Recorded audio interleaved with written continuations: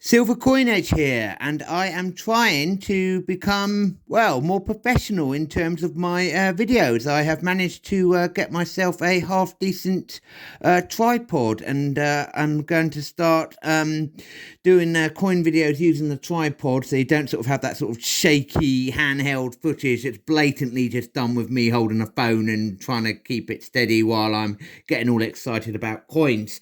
So I thought I would basically show you two coins and talk about the history behind each coin and the value of it, because I think that if I can get more people watching a YouTube channel, I reckon that I can be a major contribution towards the coin collecting community, about what I know about coins, and also showing you some of the stuff that I've got.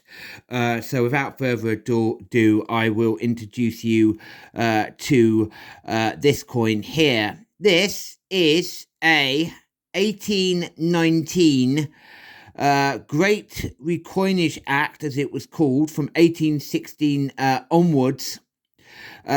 Silver coin was mass produced at the very end of George III's reign. He died in 1820. The king himself was not actually around at that time that these coins were struck in vast numbers, because the king was completely and utterly bonkers at that time. He was mad. He had basically relapsed into complete insanity, and as a result, he was not in the public scene. It was the so-called regal period where the Prince George, who was a bit of a scoundrel, was ruling. This coin is basically a very fine example of, let's turn it over, of a milled coin. This was 5 shillings in value, so that was a quarter of a pound sterling. There were 4 of these made a pound, and it was basically, at that time, quite a bit of money to have in your pocket if you had one of these. Most of the population were just handling copper coins, great big cartwheel copper coins and other various copper coins. But basically, if you were quite well-to-do, as in very well-to-do, you might have 1 or 2 or 3 of these in your pocket. Finding these in this sort of condition is difficult. It really is not easy to find these coins in this sort of slightly higher grade. Normally when you handle them, or I have handled hundreds of these, they have all been worn completely smooth. The date has been completely worn off. All of the edge lettering has been completely gone. You can just about make out the bust of the King George III. And this side, you can't even make out the horse or the St. George sitting on the horse killing the dragon. All of the coin has been rubbed completely smooth. So when you have examples of the 1819 crown in this sort of condition, it really is a gem to hold it and own it. This coin is, in terms of the value, is anywhere between 50 and 80 pounds. If you get it for 50 pounds, you're doing really, really well.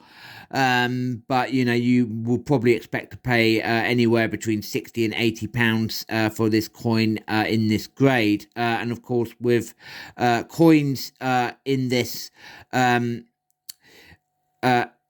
sort of category, you know, sort of pre 1840s crowns, when they're in high grade, like very high grade, like sort of AU 55 and above, the value, you start talking about many hundreds of pounds. And if you've got them in mint state condition, MS60 upwards. I do use the Sherman scale for any American watches of this video. I don't know how I would grade this coin. Grading is completely subjective. I will leave it to the viewer to assess the condition of this coin. I have handled uncirculated mint state examples. I have been lucky enough to experience this coin in a condition which basically suggested that it came out of the mint, somebody stuck it under their floorboards, and then they died, and the coin sat there undiscovered, for 150 years. And when it was discovered, it was completely and utterly uncirculated and had only been held by one person. What I love about these coins is that this coin has been handled by God knows how many people. If only the George on the horse could tell his story about where he's been. He could have been all over Europe. He could have been handled by a prince. He could have been handled by many, many thousands of people would have handled this coin. It is more than 200 years old. It's an absolute gem. I love these coins. It's encapsulated. I encapsulate these coins. And the second coin for today's little eye fest is this 1821. They changed the design. There was a chronic shortage of silver at the time in 1821. The British economy was not doing very well. You have to look at the history. The war with Napoleon, as in with France, had only just finished in 1815. In 1816, because the coinage was a complete mess, they decided to basically launch a completely brand new, from scratch, silver coinage that was designed by this Italian man, Mr. BP, as I call him. And there he is on the back, George IV. So George III, who was a complete and utter lunatic, he died in 1820. And his son, who had been basically in charge of the country for about 15, 20 years anyway, previously became king. There he is. I will leave the grading of this coin up to you. But I have handled these coins in mint state 60, and the relief on them was very high. This is rubbed an awful lot, which I love. I love the fact that this coin has been absolutely used as money for many, many decades. This would have circulated as a crown, as 5 shillings. And it does make you wonder how many people have handled it, where it's been. And that is part of the joy of collecting the circulated examples of these earlier 19th century crown pieces. This coin would have weighed 28.28 grams at the time of minting. I'm not saying it weighs that now. I did weigh it. I think it weighs 27.5, I think. It's lost, a good half gram of silver due to the rubbing and wear and tear. But it is a real silver coin because I've checked it. Obviously, this is the real deal.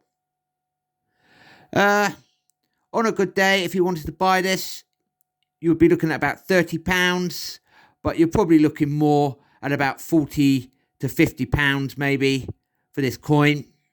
But I'm saying that if you had a really good day on eBay, you would probably pay about £30 for it. I can't remember how much I bought this beautiful example for. It is a beautiful example in terms of its own sort of look. I really, really, really do enjoy handling these magnificent coins. I love talking about coins. I love collecting coins. I love stacking silver. But I love the numismatical collecting. Now, in terms of the silver content of this coin, it could be anywhere between 0.800 and 0.980 sort of thing. The silver fineness at that time was not quite an exact science. But the chances are strong that it's around 0.925 silver. So it's 92.5% or thereabouts. Could be lower, could be higher. We will never know. But its silver content is very, very high. As I said, the economy at the time in the UK was a complete and utter mess. this king, he was a complete and utter alcoholic sloth. He was not very popular for his flamboyant spending of many, many millions of pounds in today's money, while the population were financially struggling. Again, only wealthy people would have handled this coin. Silver coinage here, loving coins. I'm going to do another couple of these videos, and I'm going to post them on YouTube. Please subscribe. I'll get the other one here. There you are. You can compare them. They are absolute magnificent examples of British history. And I have got many hundreds of coins. I'm also going to be doing coin searches. I've got a couple of tin boxes. And I can talk for England. I really can, as the old saying goes. Anyway, over and out. And I hope everybody is staying safe. And it sounds cliche, that, doesn't it? Sounds rubbish. I reckon as I try and become more professional in terms of YouTubing, I will show some stunning coins. These are just out of the strongbox, because basically they were going to be sold, but the person backtracked on buying them, so these are going to get tucked away safely again. Anyway, over and out, and happy collecting.